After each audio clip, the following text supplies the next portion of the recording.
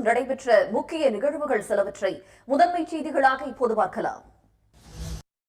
இந்த நேரத்திற்கான தலைப்புச் செய்திகள். அட்சய திருதியை நாளான இன்று தமிழ்நாடு முழுவதுமாக அதிகாலை முதலே நகை கடைகள் திறக்கப்பட்டு தங்க விற்பனை விறுவிறுப்பாக நடைபெற்று வருகிறது. இந்த நாளில் துளியேறும் தங்கம் வாங்கினால் இல்லத்தில் வளம் பெருகும் என்ற நம்பிக்கையால் நகை கடைகள் அனைத்திலும் விற்பனை களைகட்டி உள்ளது. செய்திகளில் தொடர்வது சிறிய இடைவேளை.